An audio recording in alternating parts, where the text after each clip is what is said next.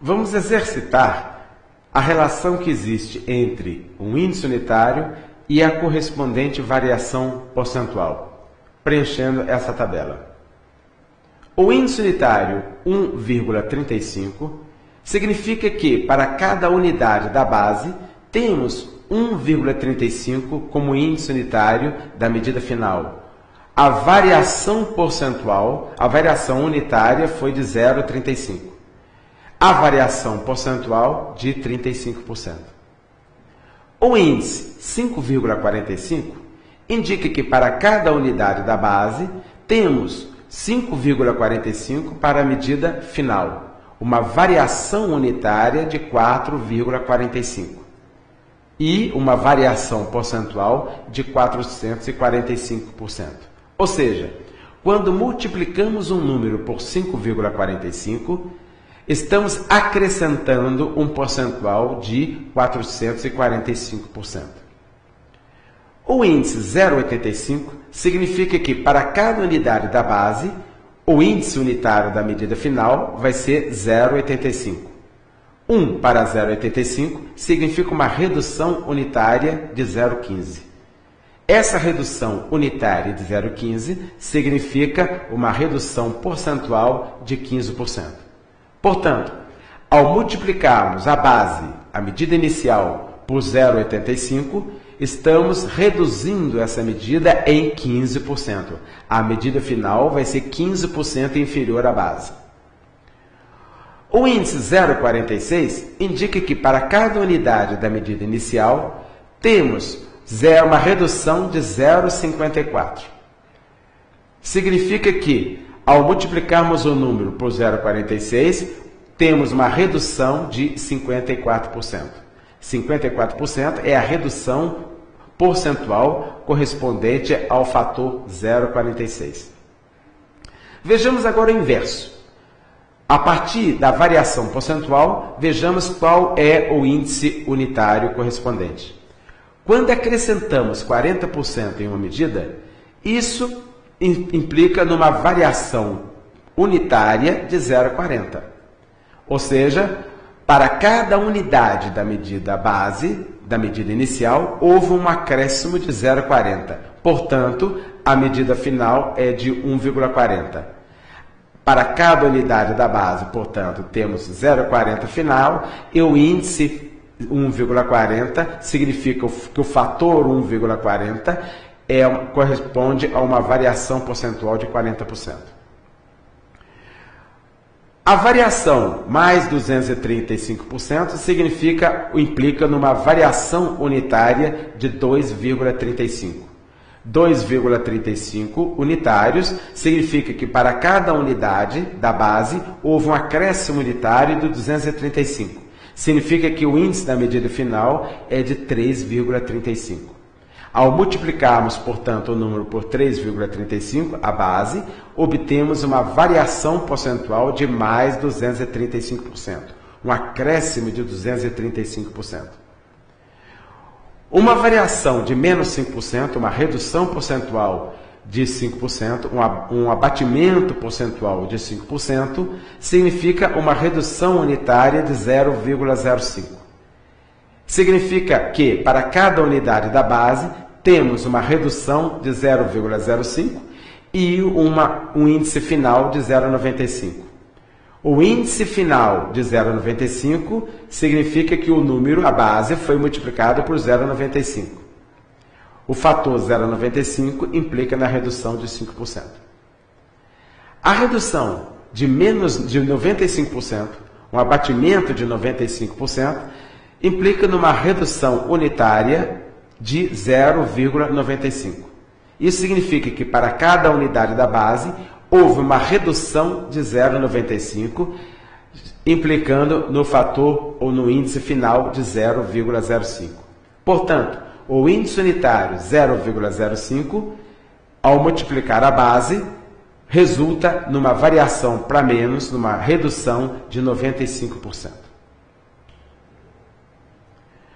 Vamos fazer uns exercícios.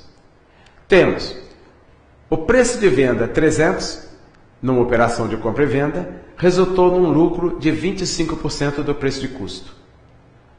O preço de custo, qual deve ser esse preço de custo? Portanto, se o lucro é de 25% do preço de custo, significa que o lucro mais 25% do preço de custo resulta no preço de venda. Mas acrescentar 25% no preço de custo significa multiplicar esse preço de custo por 1,25. O fator 1,25 acrescenta 25% ao preço de custo, que vai resultar no preço de venda de 300. Dividindo 300 por 1,25, obtemos o preço de custo de 240. No item B, temos o preço de custo de 300, um lucro de 25% do preço de venda, e quero saber qual é o preço de venda. Se o lucro é 25% do preço de venda, para obtermos o preço de custo, teríamos que subtrair 25% do preço de venda. Ou seja, o preço de venda menos os seus 25% resulta no preço de custo. Mas para reduzir 25% do preço de venda ou descontar 35% do preço de venda, basta multiplicar o preço de venda por 0,75. O fator 0,75 reduz o preço de venda em 25%. Portanto, 0,75 vezes o preço de venda é igual a 300. Passando 0,75 dividindo, obtemos que o preço de venda vai ser 300 dividido por 0,75, ou o preço de venda igual a 400. Vejamos agora uma operação fundamental para a matemática financeira, que é a composição de variações percentuais. Numa situação concreta, o preço de um produto tem acréscimos sucessivos de 20% e 25%. Isso significa que o preço de um produto teve um acréscimo de 20%, e sobre esse novo preço já aumentado de 20%, há um novo acréscimo de 25%. Para isso, vamos fazer um esquema. O preço inicial A tem um acréscimo de 20%, resultando no valor B. E esse preço B tem um acréscimo de 25%, resultando no valor final C. Para obtermos a variação total de A para C, ou seja, qual é a variação percentual que leva o preço de A para C, temos essa variação percentual P. Devemos, portanto, determinar essa variação percentual P. Mas, para acrescentar 20% de A para B, multiplicamos A por 1,20. Ao multiplicarmos A por 1,20, obtemos a medida B. Essa medida B vai ser acrescida de 25%, mas para isso basta multiplicar por 1,25. Com isso, acrescentamos 25% em B e obtemos o preço final C. Portanto, para ir de A para C, multiplicamos a medida A por 1,25 e a medida B parcial por 1,25. Qual deve ser o fator que, ao multiplicar A, resulta diretamente na medida C? Esse fator deve ser equivalente à multiplicação de 1,20 vezes 1,25 para resultar em C. Ou seja, é um fator 1 mais I que multiplica A e resulta diretamente na medida C. Esse fator 1 mais I é 1,20 vezes 1,25. 1,20 vezes 1,25 é igual a 1,50. Esse fator 1,50 leva o preço inicial A para o preço final C. Portanto, esse é o nosso fator 1,50. O fator 1,50 implica no acréscimo percentual de 50%. Ou seja, de A para C, houve um acréscimo total de 50%.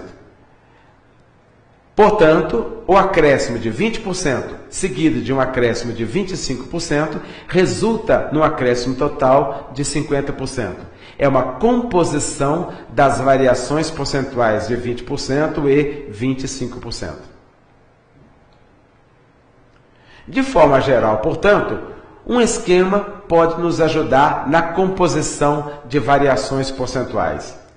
Representando a operação de composição percentual por A com aquele C, por um círculo com aquele C dentro, temos duas variações sucessivas, A e B, resultando na variação composta C, e no esquema temos a variação A%, seguida da variação B%, que resulta numa variação total composta C%.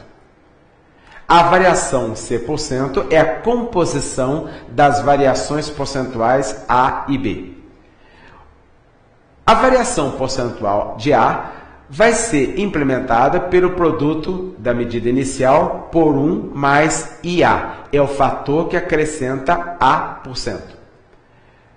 O fator 1 mais IB é o fator que acrescenta o percentual B%. E o fator 1 mais IC é o fator que acrescenta o percentual C. Como o percentual C é a composição de A com B, o produto dos fatores de A e os fatores de B, ou os índices correspondentes, resultam no índice que acrescenta o total C%.